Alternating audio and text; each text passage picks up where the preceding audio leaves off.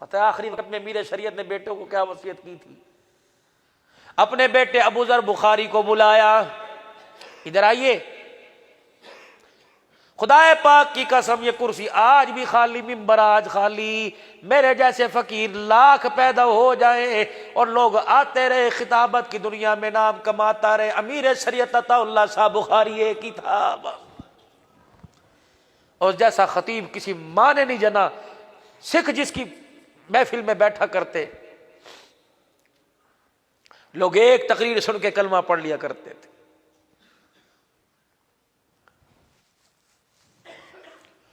اپنے بیٹے کو بلایا، پرچہ دیا، بیٹے نے پرچہ کھول کے دیکھا، چیخے مار کے رونے لگا۔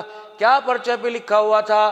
بیٹے میرا آخری جب وقت آئے گا، میرے انتقال کی خبر پوری دنیا میں پھیلے گی، میرا جنازہ پڑھنے کے لیے حال جی والا بزرگ آئے گا، میرا جنازہ پڑھنے کے لیے 1,00,000 حدیثوں کا حافظ عبداللہ درخاسی رحمت اللہ علیہ تشریف لائیں گے، میرا جنازہ پڑھنے کے لیے امام الاولیاء احمد علی لاہوری رحمت اللہ علیہ تشریف لائیں گے۔ میرے بیٹے ہر ایک کو میرا چہرہ دکھانا، جنازے والے مصلی پہ کسی کو آنے کی اجازت نہ دینا۔ ابا جان پھر کیا کروں؟ فرمایا لوگوں کی صفیں درست کروا کے جنازہ پڑھانے کے لیے خدا کے آ جانا۔ ابو ذر بخاری رونے لگے، کہا ابا جان ایسے مرد قلندر جہاں کھڑے ہوں تیرا بیٹا جنازہ کیسے پڑھائے گا؟ کہ باپ کی وصیت ہے، اللہ اکبر، ان کی عبادت وہ جانے خدا جانے، لیکن مجھے تیرے نصیبے پہ ناز ہے، تجھے سینے سے لگا کے تیرا ماتھا چومنے کو دل کرتا ہے، مجھے کیا پتا تھا عطا اللہ کے گھر ایسی اولاد پیدا ہو جائے گی۔ بیٹا کہنے لگا ابا کیا؟ کہ پہلے وعدہ کر جنازہ پڑھائے گا۔ جی پڑھاؤں گا۔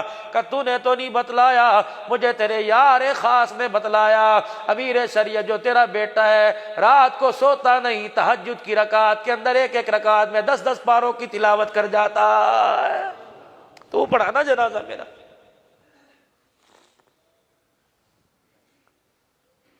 نوجوانوں اتنے سارے بیٹھے ہو، مجھے بتاؤ تمہارے ماں باپ کہاں کون سی دیوار میں ٹکر مارے؟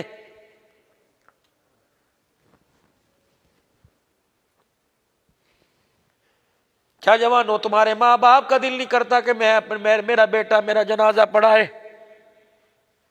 اس باپ کی تو کمائی ساری رائے گاہ چلی گئی، جس کا بیٹا 4 بیٹے کھڑے ہوں چپ کر کے کھڑے ہیں، کونی مار کے پوچھا پڑھتا کیوں نہیں؟ کہ اللہ اکبر، باپ نے جمع ضرب سارا سکھایا لیکن یہ نہیں بتایا میں مر جاؤں میرا جنازہ کیسے پڑھنا ہے۔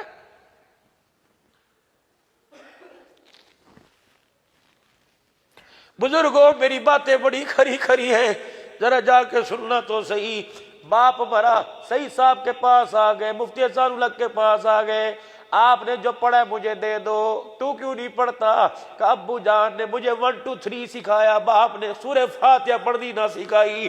اگر کسی مدرسے میں سے بٹھا کر کسی مدرسے میں قل اللہ مجھے سکھا دیتا، آج مجھے مولویوں کی منتیں کرنے کی ضرورت نہ پڑتی۔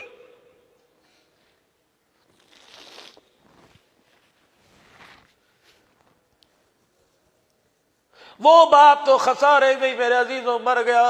اللہ اکبر، جس کا بیٹا جمعے کی نماز میں آ کے پرچی دے گیا اور کہنے لگا ذرا یہ 500 روپے لے لو، ابو کے لیے دعا کرنا آسانی ہو جائے۔ میں نے کہا بیٹے کیا آسانی ہو جائے؟ کہ بڑی اذیت میں، ابو کے لیے آسانی ہو جائے۔ اور میرے بچے نے پرچی لے لگا اور کہتا مولوی صاحب یہ 500 روپے پکڑ، دعا کر میری عمر میرے باپ کو لگ جائے۔ آ گیا جوانوں وہ وقت جس وقت سے کملی والا آپ کو مجھے ڈرا کے گیا کہ ایک وقت آئے گا، ایک وقت آئے گا، اولاد باپ کو باپ نہیں سمجھے گی، بیٹا بیٹے باپ بیٹے کو بیٹا نہیں سمجھے گا۔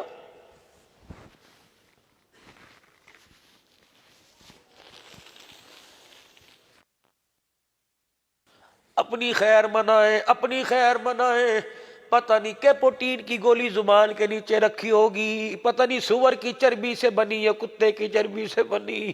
دعا کرو اللہ ایک آرزو فقیروں کی پوری کر دے، ہسپتال کی موت سے بچانا، ایکسیڈنٹ کی موت سے بچانا، اللہ موت دے اپنے گھر میں دینا، وضو کرتے دینا، نماز پڑھتے دینا، درود شریف پڑھتے دینا، قرآن کی تلاوت پڑھتے کرتے دینا۔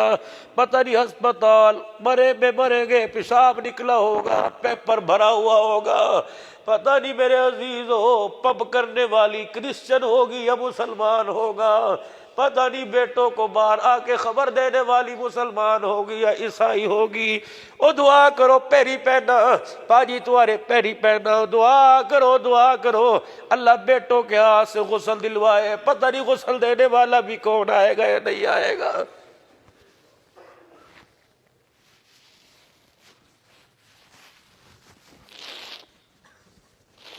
اسی لیے تو حضرات سے عرض کرتا ہوں، خدا را چلو اثر میں نہیں مغرب میں دکانیں بند کر دیا کرو۔ اپنی اولاد کو اپنی اتنی قربت دو، اپنا اتنا پیار دو کہ مرنے کے بعد بیٹا کمرے میں نہ بیٹھے، تیری قبر پہ جا کے بیٹھ کے رونے لگ جائے۔ 1 منٹ کے اندر مٹی ڈال دی، گلاب کے پھول ڈال دیے، اگربتیاں چھڑک دی، لگا دی، اور 1 منٹ کے اندر سارا قبرستان خالی ہو گیا۔ اس سے بڑی بے وفائی کیا ہوگی؟ پوچھو علماء کرام سے، کیا حدیث پاک میں نہیں آیا سارے چھوڑ چھاڑ کے چلے جائے؟ فرمایا خبردار بیٹے تو نہ جا اپنے باپ کو اکیلا چھوڑ کے۔ حدیث پاک میں آیا اتنی دیر تک جوان بیٹا بیٹھا رہے جتنی دیر میں ایک اونٹ کی گردن پہ چھری پھیری جاتی ہے، پھر اس کی کھلڑی کھال اتاری جاتی ہے، پھر اس کے پیس کیے جاتے ہیں، پھر اس کی چھوٹی چھوٹی بوٹیاں بنا کے تھیلیوں میں ڈال کے تقسیم کیا جاتا ہے۔ 1.5 گھنٹہ لگتا ہے۔ پر سارے تائے چاچے رشتہ دار یار چھوڑ کے چلے گئے، بیٹا باپ کے سرانے بیٹھا رہے۔ جتنی دیر میں اونٹ ذبح کر کے بوٹیاں بنا کے تقسیم کیا جاتا ہے، بیٹے کا حق ہے اتنی دیر بیٹھ کے باپ کی قبر کے پاس استغفار کرے، قرآن کی تلاوت کرے، درود شریف پڑھے۔ اور میرے عزیزو جب تم اپنے محلے میں سے نکل کر کسی ٹول کسی سوسائٹی میں مکان لیتے ہو، 50,000 کا مکان چھوڑ کے آئے، 50 لاکھ میں دل نہیں لگتا، کہتے وہ گھر مجھے یاد آ رہا ہے۔ پر میت اسی طرح قبر کی کوٹھڑی میں تنہائی محسوس کرتی ہے۔ جب بیٹا بیٹھ کے قرآن پڑھ رہا ہوتا ہے، فرشتوں کو کہتا ہے خبردار سوال جواب میں آسانی کرنا، میرا بیٹا مجھے وہاں سے سپر پاور پہنچا رہا۔ کہتا کیوں بال سفید نہ ہو؟ 4 بچے پیدا ہوئے، میں تو یوں کر کے اکڑ کے چلا کرتا تھا، میرے سارے پیدا ہو گئے، لیکن کیوں میرے بال سفید نہ ہو؟ بچے پاس سے گزر جاتے ہیں، 8 دن ہو جاتے ہیں، حال پوچھنا تو دور کی بات ہے، میری طرف منہ کر کے بھی کوئی نہیں دیکھتا۔ جب تک کسی معاملے کی تحقیق نہ ہو جائے، گھر کے اندر میرے عزیزو شور نہ کیا کرو۔